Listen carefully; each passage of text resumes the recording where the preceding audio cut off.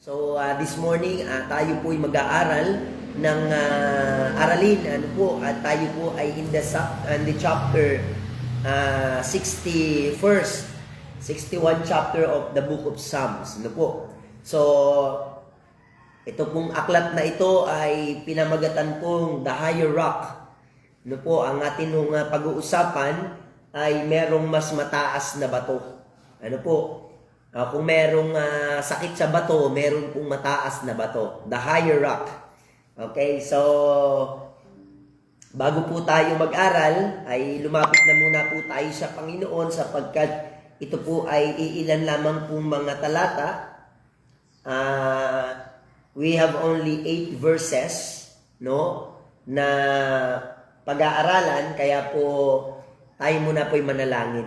Let's come to the Lord in prayer. Dakila naming Ama na nasa langit, O Diyos, Ikaw po ay aming sinasamba. Ikaw ay aming pinapasalamatan sa lahat ng mga bagay na meron kami. Salamat po na Ikaw ay nanatiling tapat sa amin. Bagaman maraming pagkakataon sa aming buhay na kami hindi naging tapat sa iyo. Marami kaming kapalpakan, marami kaming kakulangan, marami kaming kasalanan. Pero o Diyos, salamat sa iyong pagliligtas sa amin. Salamat dahil sa iyong biyaya, Panginoon, ay kami po'y naligtas, hindi sa pamamagitan po ng aming gawa o pagsunod o aming relihiyon. O Diyos, nagpapasalamat po kami na ang kaligtasan ay regalo mo sa aming buhay, na dahilan para kami ay magpasalamat sa iyo ng lubusan. O Panginoon, we're so thankful and grateful this morning na kami po na mga magkakapatid sa iyo ay magkasama-sama po sa magitan po ng technology na meron kami, Panginoon. Ang Facebook Live, Panginoon, na kung saan ay pwede naming mapakinig ang iyong tinig sa magitan nga po ng ganito pong pamamaraan. O Diyos, samahan niyo po kami as we meditate upon Thy Word. Help us, O God, to understand para kami, Panginoon, ay mas lalong lumago sa amin pong buhay pananampalataya sa iyo. Salamat din po sa mga faithful members na sa simple pong devotion na ito, Panginoon, ay naipapahayag po namin, Panginoon, ang aming katapatan sa iyo. Na kung saan, Panginoon, I do believe na lahat naman halos ngayon ay meron na pong cellphone, meron na pong koneksyon. At sa magitan po ng 20 pesos, Panginoon, pwede po kaming makapag-join, makapag-Facebook streaming, Panginoon. O Diyos, dalangin mo nga po na yung iba po na para bagang wala pa rin pakialam sa ganito pong gawain, ay iyo pong pagpalain. Sana po, makasama din po namin sila isang araw.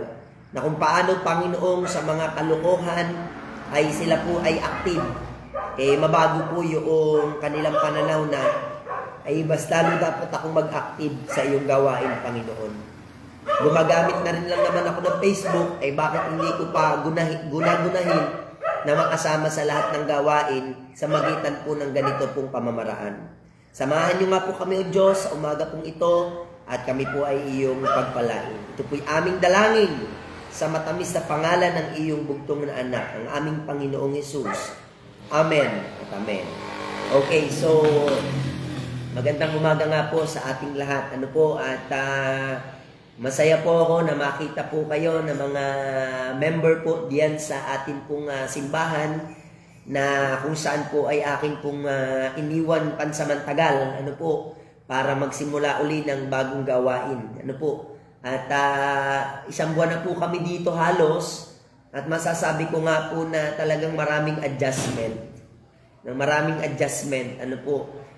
Siguro okay lang naman yung kami pupunta dito at ika nga po ay magbabakasyon lang at magpapakasarap.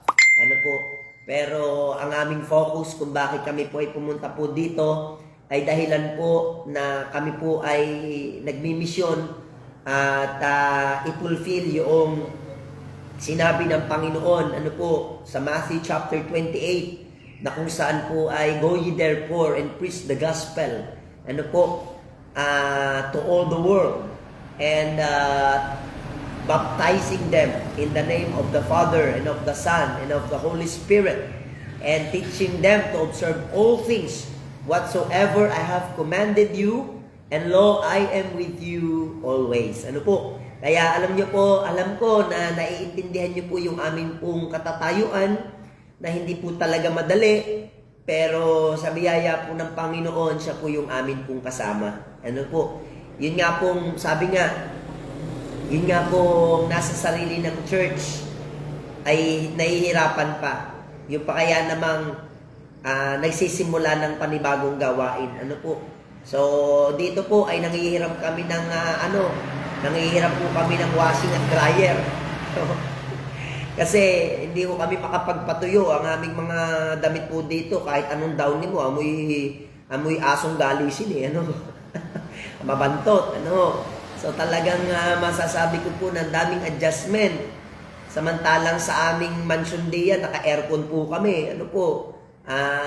Ika nga po ay hindi kami mag-iisip na babayad kami ng bahay buwan-buwan. Pero salamat sa Panginoon, sapagkat very on time ang Panginoon sa kanyang provision para maipagpatuloy po ang kanya pong gawain. Okay, so this morning po, ating pag-usapan ang mensahe ng Panginoon, the higher rock. The higher rock, ang mataas na bato. Okay, pag-aralan po natin, verse 1. This is the Psalm of David, mga kapatid. Sabi po dito, hear my cry, O God, attend unto my prayer. Alam nyo po, dito sa prayer po ni David, napakahalaga ng attendance ng Panginoon. The word attend means hearing the voice of David. Alam nyo, isa po ito sa napakahalagang gawain po natin, yung pag-attend. Okay po, sino po yung a-attend po dito? Ang Diyos. Alam nyo, walang kwenta na tayong lahat ay uma-attend, pero ang Diyos ay hindi uma-attend sa ating gawain.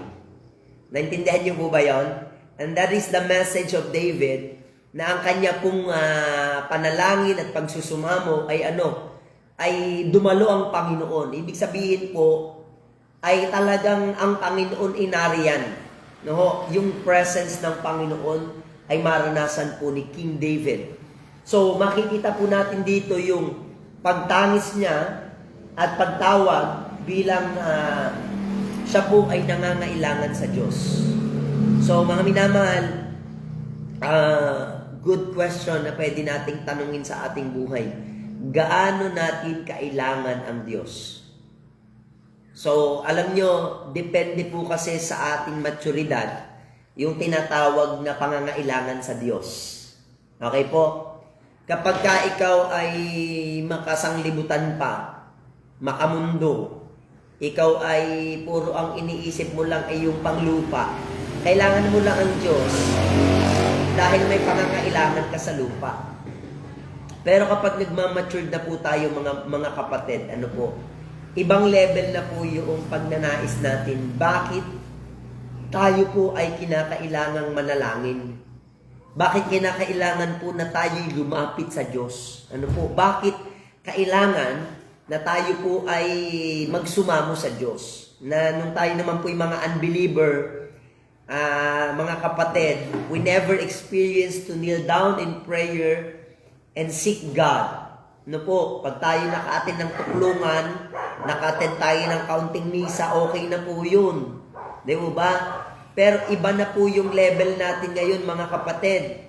And praise be to God na tayo po ay nasa church na kung saan ang pastor ay nagtuturo, ng tamang pananalangin. Amen po. Kaya every 8, medyo nasasanay-sanay na po tayo. Kagabi po ay nasa biyahe po kami. Ay tumunog po ang cellphone, 8:00. Ang hirap pong manalangin, nagdadrive po ako. Pero sabi ko, Panginoon, di pagdating po namin, pasensya na po kayo, nasa biyahe po kami So kahit hindi 8, basta tayo po ay tuwing gabi nagkakaroon po ng prayer sa Panginoon. At yan naman ay minana ko din lamang po sa atin pong inang simbahan, na kung saan pag pumatak ang 8:00, ang mga member ay sabay-sabay pong nananalangin. Ano po? So, ito na nga po ang mensahe ng Panginoon. Nananalangin si David na ang Panginoon ay dinggin ang kanyang pagsusumamo, ang kanyang dalangin. Nasabi po dyan in verse 2, "From the end of the earth will I cry unto thee. When my heart is overwhelmed, lead me to the rock that is higher than I." Mga kapatid, isa po sa itinuturo po ng Panginoon sa atin, ano po, kapag ka po tayo ay may kabigatan, manalangin tayo. Kesa sa iba't ibang mga tao tayo dumaing. Ano ho? Mars! Pautang Mars! Pautang! Mars! Pautang! Kesa ho ganun ang gawin po natin, Lord, mag-provide ka, Lord, ng aking pangangailangan ngayong araw na ito. Amen po. Kasi sa totoo lang po, nung tayo wala pa nga po sa Panginoon, kapag tayo may pangangailangan, ang provider natin ay si Mars. Amen. Alam nyo, yung mga taong walang pananampalataya, ang kanya agad hinahanap ay tao na alam niyang meron. Pero, mga kapatid, ito, akin lang pong ma-share po sa inyo. Di ba, alam naman po natin yung nangyari sa ating kapatid. Ano po, nangailangan po siya ng ganung kalaking pera. Ano po. So, alam niyo po, hindi po masama yung lumapit ka rin sa tao. Pero yung sa simple kasing mga bagay, halimbawa, ikaw ay wala kang makain o wala kang maibayad sa sarili mong utang, tapos iyong iuutang uli, parang hindi makakatiran. Amen po.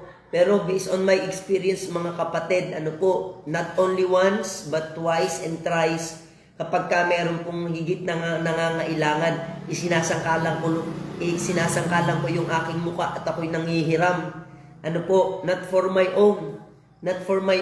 Ano po, na kung saan po, mga kapatid, kung meron man pong dadaing sa pangangailangan po, ako na pong inyong lingkod dahil alam nyo, hindi ho madali ang magmisyon.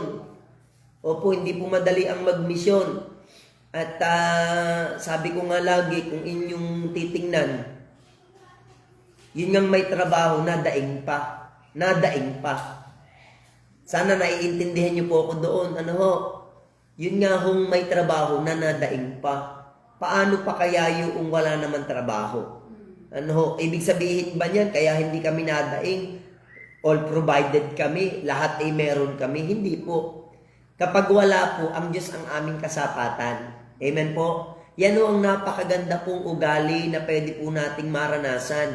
Na kung tayo po'y may pangangailangan, sa panahong tayo po'y wala, matuto tayong lumapit sa Diyos. Ano po? At talagang meron tayong dahilan para lumapit sa Diyos. Alam niyo kung bakit? Araw-araw tayong may pangangailangan. Araw-araw tayong, we are in need of God.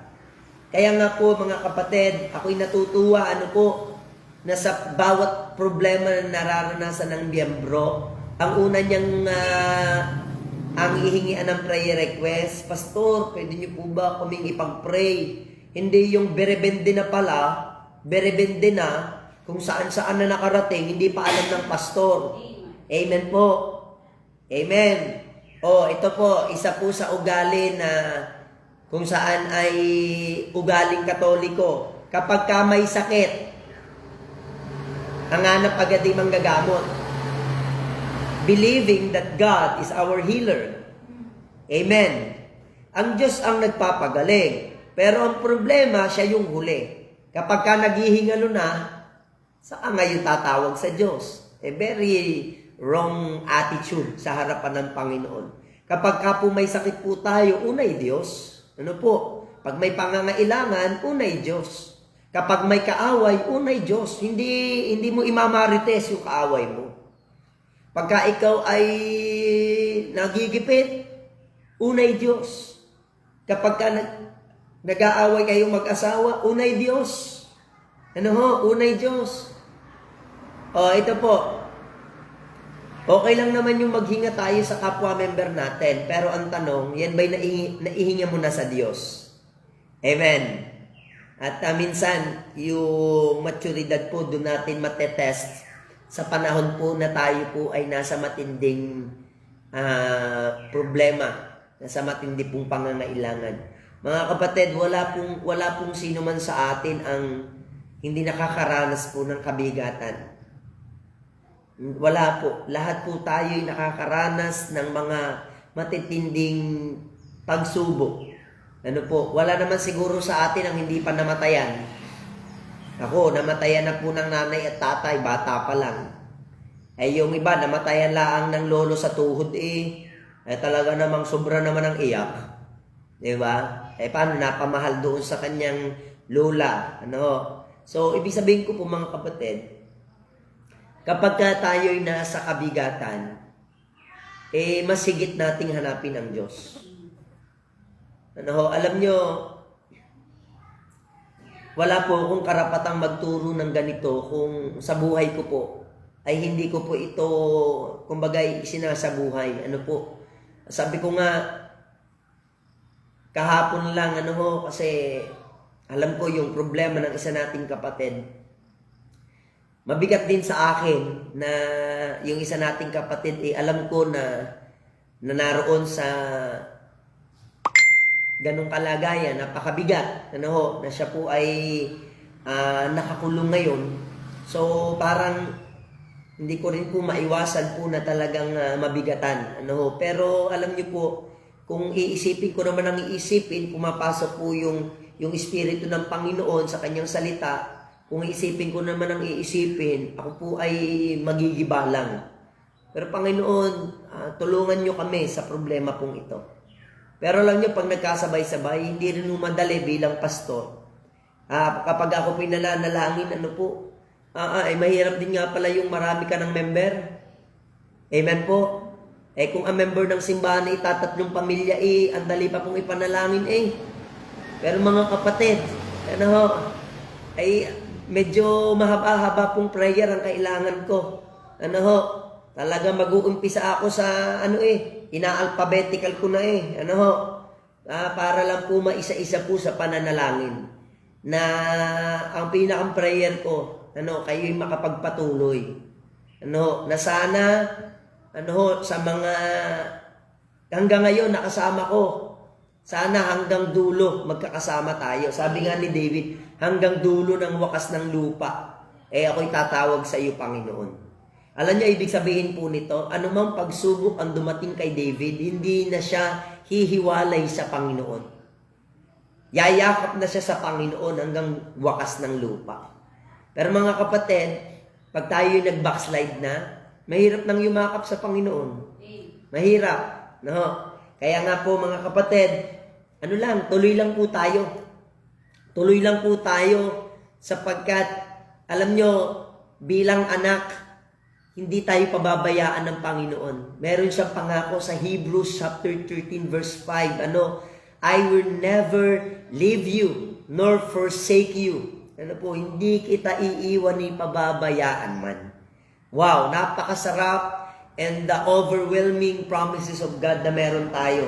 I will never leave thee nor forsake thee. Yan po ay pangako niya sa kanya pong mga anak. At kung tayo po'y kanya pong anak, praise the Lord, sapagkat yung pangakong ito ay pwede po nating maranasan. Lagi ko nga pong naaalala sa panahon ng problema yung kwento po ng The Footprints in the Sand. Na kung saan ang kwento po nun, The Footprint in the Sand, sila'y naglalakad dun sa dalampasigan at ang kwento po ay may 4 na bakas ng paa. It is a daylight, a very good weather, Pero nung dumating na po yung unos, dumating yung problema, dumating yung kadiliman, sabi nga ni David, lumakad man ako sa lilim ng kamatayan ay hindi ako matatakot. Pero alam nyo, ang hirap sabihin nun kung tayo na ang naandun sa ganung kalagayan. Amen. Ang hirap sabihin nun. Kapag ikaw na yung nasa bingit ng kamatayan, para lang susunod ka sa Diyos, papatayin ka, katulad ni Shadrach, Meshach, Abednego, na kung saan ay itatapon sila sa hurnong nagniningas, na kung saan sila po ay parurusahan dahil sila'y sumamba sa larawang inanyuan. Ni Nebuchadnezzar. So, itong kwento po na The Footprint in the Sun, nakakatuwa. Sabi po nung taong ito, Panginoon, bakit sa panahong ako'y matindi ang problema, ako'y iniwan mo? Bakit sa panahong nasa kadiliman ako'y iniwan mo? Bakit? Kasi napansin niya na dalawa na lang yung yapak na nakikita niya sa dalampasigan. But you know what? Ang Panginoon, ay tumugon sa kanya. Anak, ikaw ay hindi na makabangon. Hindi ka nga makahakbang eh. Di mo na nga kaya eh. Suko ka na eh. Ayaw mo na eh. Pero alam mo, hindi mo paa yung nakikita mo. Yun ay pa ako, sapagkat nung panahong ikaw ay nabibigatan sa buhay mo, binuhat kita para makapagpatuloy ka. Amen. Alam nyo, marami pang pwedeng dumating sa ating mga pagsubok. But one thing I know, mula po sa salita ng Diyos at bilang isa pong pastor, wala tayong ibang pwedeng lapitan kundi ang Panginoon. Wala nang iba. Hindi po si Mayor, hindi ho kahit man po ako na pastor, hindi po lahat ng problema ninyo ay kaya kong solusyonan. Lalo kung milyon, pwede po, ipagpe-pray kita. Yung million prayer. Pero hindi rin kaya yung million prayer. Kailan ko pa natapos yung pag million prayer. Yung 3 times a day prayer lang, mahirap na po yun eh. Yung araw-araw, 3 times, tagi-1 oras na prayer, mahirap yun. Kaya nga mga kapatid, mensahe po ng Panginoon sa atin, may din pa siya ng electric fan. Medyo binabanas lang ako. Sabi po dito, lead me to the rock that is higher than I. Praise the Lord. Ang bato po na mas mataas kaysa sa atin, ay ang Panginoong Jesucristo. He is the rock higher than I. Meron tayo problema, nasa bagyo tayo. Ang isang barko na nasa matinding bagyo, mga kapatid. Ang hope nila, makahanap ng isang malaking bato na doon ay maitatali ang kanilang barko. Mga kapatid, sa panahon ng matinding problema, si Kristo po yung anchor po natin. Siya po yung matibay na kandungan sa panahon ng bagyo. It's not just a song na inaawit natin that Jesus is the shelter in the time of storm. It must be applied sa buhay po natin, mga kapatid. Once na meron tayong problema, kneel down in prayer, seek God, and ask for His direction. Ask for His presence. Divine presence sa ating buhay. At alam nyo, maaayos lang ang problema kapag tayo natutong lumapit sa Panginoon. So, ngayon, tuloy natin. For thou hast been a shelter for me and a strong tower from the enemy. Alam nyo, kapag tayo po kasama ng Panginoon, the best example that I can use, alam nyo, sa mundo pong ito, nakapaligid sa atin na napakaraming leon. Are you with me? Alam nyo, ingat din po kayo, hindi po lahat ng nasa paligid nyo kakampi nyo. Lagi kong napapakinig, kay Pastor Rusty. Hindi lahat po ng worker ay talagang ay katuwang ng pastor. Hindi lahat po ng manggagawa ay katulong ng pastor. Yun manggagawa na. Paano pa kaya po yung member lang? Amen? Hindi ko alam sino po sa atin yung kapag ako po ay nagpipreach, kasi alam nyo, kapag ka ikaw ay tisod sa akin, hindi ka talaga sa akin tisod. Dahil para hindi ka matisod, ang gagawin ko, hindi ako magpe-preach ng laban sa'yo. I will preach, and my preaching will go over you. Ano yon? Susundan na lang kita sa kung ano yung gusto mo. But that is not my duty. My duty is to rebuke the people of God. My duty is to reproach, to correct. All scripture is given by inspiration for reproof, rebuke, and for correction, that the man of God must be furnished unto good works. Mga kapatid, kung walang pastor na magtatama ng ating lakad, mga kapatid, ano pang silbi ng office ng pastor kung walang magre-review sa ating mga pagkakamali. Amen po?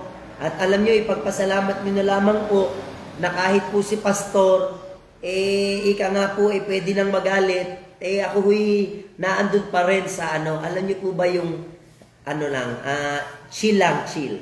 Relax lang, relax. Kahit matindi na yung nangyayari, relax lang, relax. Peace, be still. And see the salvation of the Lord. Wow, yun yung application po noon. Kapag may matinding problema, peace, be still.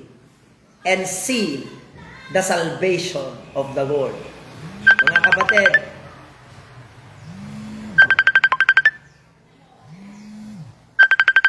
i-decline mo kasi naman. Ayaw mapindot. Okay, tuloy po natin. Malmark is busy. Okay, so tuloy ko lang po ng kaunti. Mga kapatid, sana po maintindihan po ninyo. Alam nyo, marami na pong mga miyembro ang nagrebelde sa pastor. My dear, harapin mo muna si Kuya. Bumili ka ng gusto mong isda. Tuloy ko lang po ng kaunti.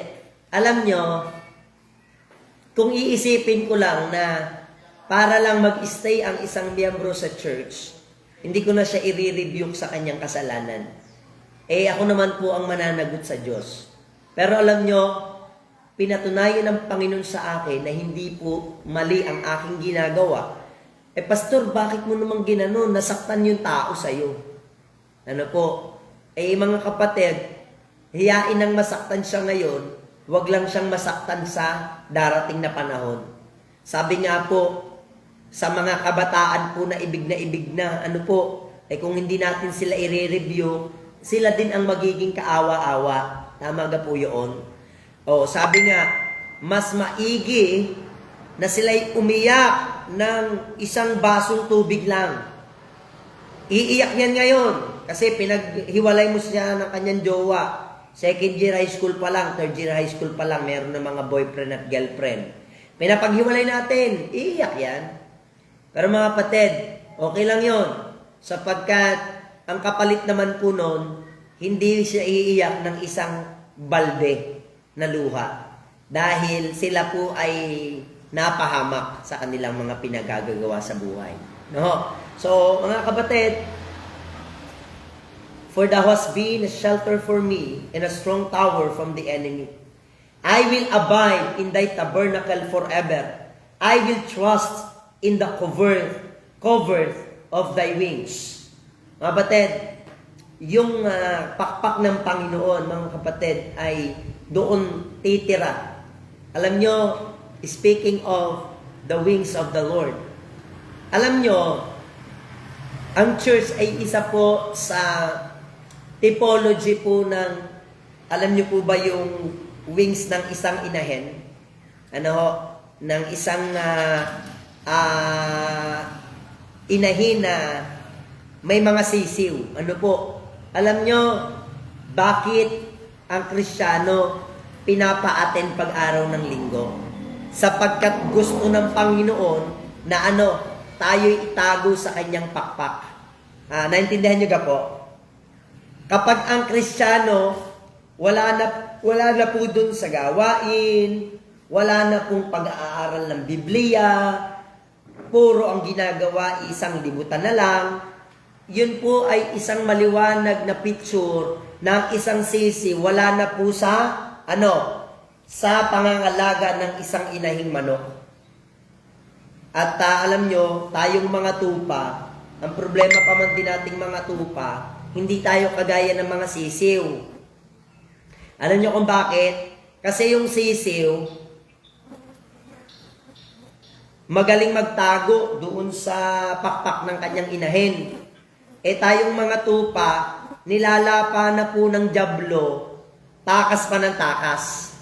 Amen? Takas pa ng takas, tuloy lang ang takas.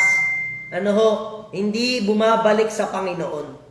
Pero alam nyo, kaya pala ang Panginoon merong tungkod at pamalo.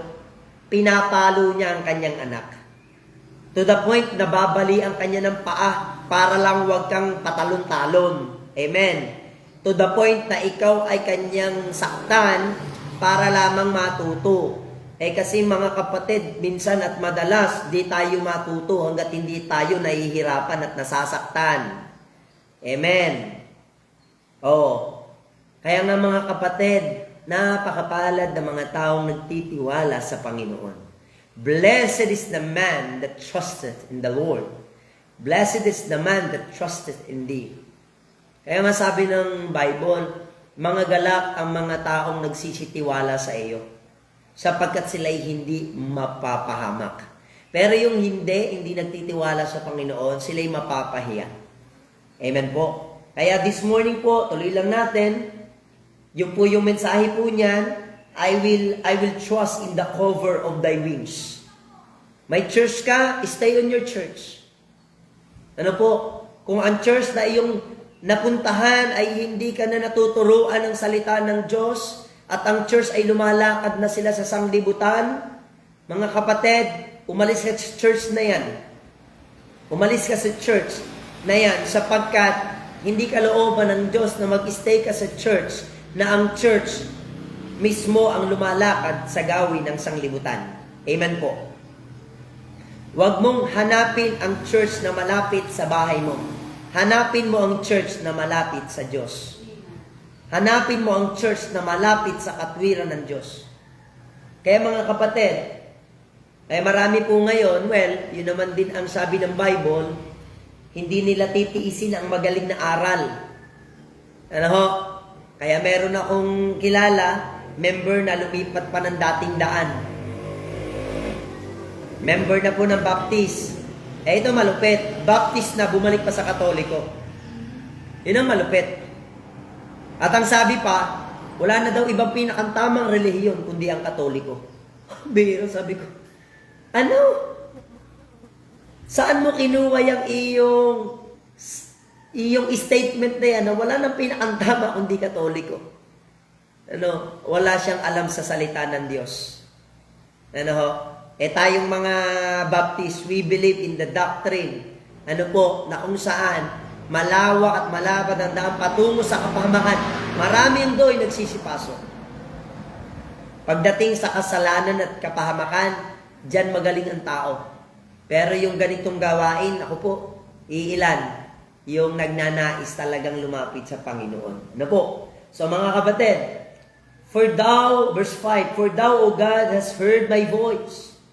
Thou hast given me the heritage of those that fear thy name. Mga kapatid, conclusion po ni David, dininig ng Diyos ang kanyang panalangin. Praise the Lord. Have you experienced God answer your prayer? Ako po, pag nagpe-pray po ako na, Panginoon, bigyan mo ako ng bunga. Dalhin mo kami sa mga taong makikinig ng iyong salita. Alam niyo po, may mga discouragement po pagdating sa soul winning. Pero alam niyo, pag tumingin ka sa discouragement, hindi ka talaga magbubunga. Tingnan mo yung positive side. Sadyang may mga taong aayaw, pero tuloy ka lang. Tuloy ka lang hanggang sa masumpungan mo yung tao na tatanggap sa Panginoong Jesucristo. Amen po? Because we cannot please everybody. So, purihin ang Panginoon.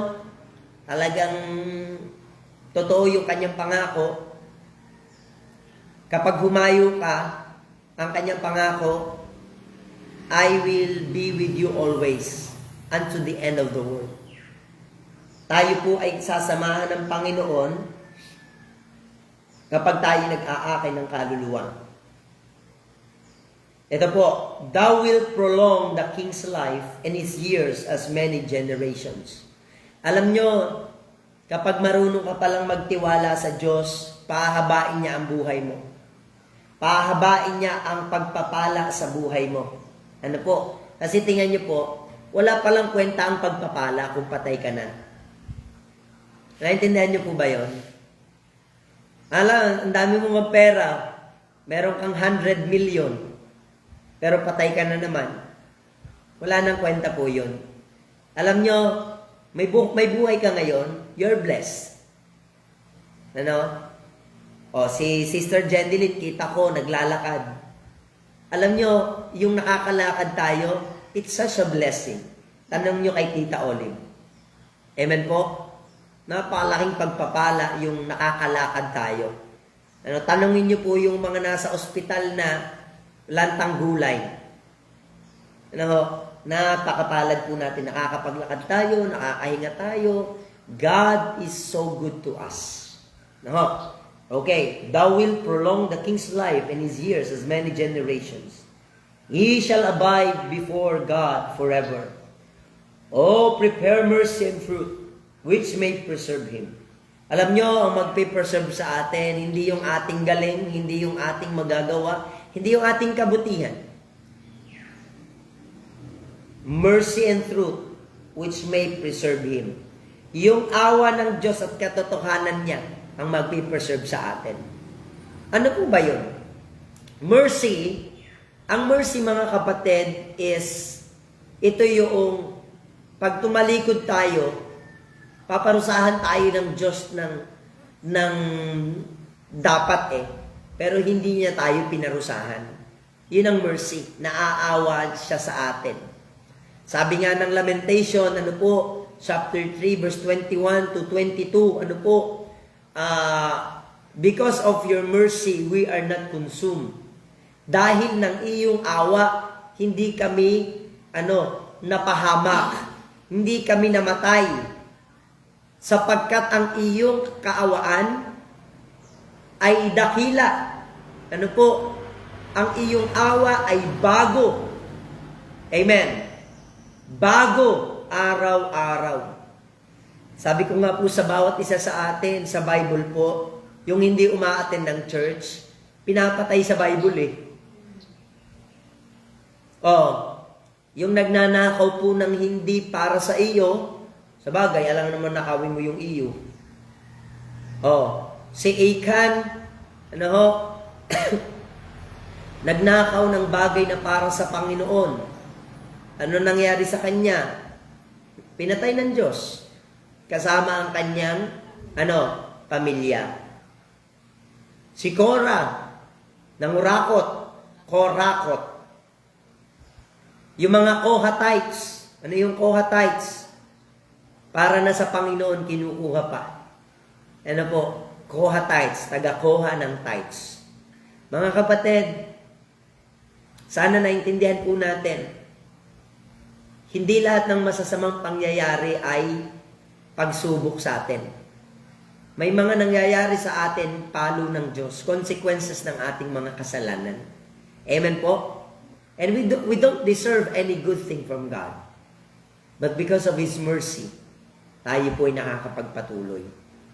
So mga kapatid, ano naman yung truth? Ito po, ang truth ay inahintulad sa ilaw. Kung ikaw ay nagdadrive, hindi tama na mag-drive ka na walang headlight. Ang ilaw mo, Christmas light, hindi pwede. Ang kailangan mo, malakas na ilaw para makita mo yung dinadaanan mo. Maraming tao, hindi nila alam ang kanilang dinadaanan. Naliligaw sila. Nasa kapahamakan sila. Kaya mga kapatid, isang bagay po na itinuturo sa atin, ang ganda po. Oh, thou preparest mercy and truth para tayo daw po ay ma-preserve ng Panginoon. Alam nyo, bakit si David ay hindi pa pinatay ng Diyos nung siya'y nagkasala. Di ba siya na rin po ang humatol sa kanyang sarili nung siya'y nagkasala kay Bathsheba? Ano sabi ni King David? Dapat sa kanya'y mamatay. And Prophet Nathan said, Thou art the man. Ikaw ang taong tinutukoy ko na dapat mamatay. Mga kapatid, ang salitang yun ay hindi galing kay Prophet Nathan. It is the voice of God. Ano ang deserve ni David? Mamatay. But because of God's mercy, hindi siya pinatay ng Panginoon. And because of that, nagsisi si David. Ang naisulat niya ang Psalms 51. Ayon sa iyong kagandahang loob, patawarin mo ako sa aking kasalanan, linisin mo ako, hugasan mo ako, kuskusin mo ako ng iskoba, paputiin mo akong gaya ng niebe. Alam niyo mga kapatid, isang bagay po na dapat nating maintindihan kung bakit tayo'y buhay pa because of the mercy of God. No? Dahil ng awa ng Diyos. Kung dahil lamang hindi tayo nagsimba at papatayin tayo ng Diyos, meron pa kayang buhay sa atin? Wala. Wala na po. Ano ho? He shall abide before God forever, O prepare mercy and fruit, which may preserve him. At ano po yung bunga ng preservation ng Panginoon? Alam nyo, ako po'y naniniwala in the doctrine of perseverance of the saints. Alam nyo kung bakit ka nagpapatuloy? Hindi dahil magaling ka kaysa sa iba. Kung bakit nagpapatuloy ka, sinabi ng Panginoon, a righteous falleth 7 times, and he riseth up. Ang tao, mabuwal man siya ng 7 beses, siya'y ibabangon ng Panginoon. Amen po? Marami sa atin nagsabi na ayoko na. Ang hirap naman. Wala naman pera, pagbibigayin pa. May pamisyon-misyon pa si pastor doon sa Rizal. Ang dami na nga nating gastusin sa church. Mas pinili pa ni pastor yung magmisyon doon. No? So mga kapatid, ang prayer ni Jabez, Lord, enlarge my territory. Alam nyo, kung ang teritoryo mo naman ay para sa sarili mo lang, wag na. Pero kung para sa Panginoon, let's go. Amen po. Kami nga po, nagmi-mission pa lang dito, may vision na po uli Amen? May vision na po uli na magtayo ng iba pang simbahan sa ibang lugar. Amen po. At para yung atin pong mga magpo-full time, ang gagawin na lang nila may nasimula na, ipagpapatuloy na lang nila. Amen? Si Brother Benjo, natutuwa ako at naka first day sa school. Sana, Brother Benjo, tingin ka muna sa akin, Brother Benjo. Sana naman ay hindi ka pa na-discourage. Iisang araw pa. Amen. Iisang araw pa, malayo pang lalakbayin mo, kapatid. Pero isang bagay ang aking masasabi. Kung loloobin ng Diyos na ikaw ay makakagraduate, magagawa ng Diyos. Kung ang atin pong tiwala, hindi natin ilalagak sa ating sarili. Kaya verse 8, and we will end up here. So will I sing praise unto thy name forever, that I may daily perform my vows. Araw-araw, para araw-araw kong magawa ang aking mga panata sa iyo. Pupurihin ko ang iyong pangalan magpakailanman. Mga kapatid, sana hindi mawala sa atin yung bang ang ating ugali, oras-oras, minuto, pinupuri natin ang kabutihan ng Panginoon. We praise the name of the Lord forever. So this morning po, yan po ang laman ng Psalms chapter 61. Jesus Christ is the higher rock. He is the tower of our salvation. He is the only rock, na pwede nating kapitan sa panahon po ng matinding problema. So tayo po ay mananalangin at ipag-pray natin ang construction, bagaman sila ay maglalagay ng mga bato, tandaan po nila na ang pinakamatibay na bato ay si Kristo. At tayo po ay manalangin. O Diyos, salamat po sa iyong salita. Meron kaming dahilan para magpasalamat, magpuri sa iyo. Sapagkat ikaw, O Diyos, ay mabuti. Ikaw ang Diyos na nagpapatawad ng aming mga kasalanan. Ikaw ang Diyos na kahit kami po ay pumapalpak, nire-restore mo kami, Panginoon. Ikaw ang Diyos na bilang magulang, pinapalo mo kami pagka kaming mga anak mo ay nagkakamalit, nagkakasala. Napakabuti mo sa lahat ng aspeto. Kaya dapat kang purihin.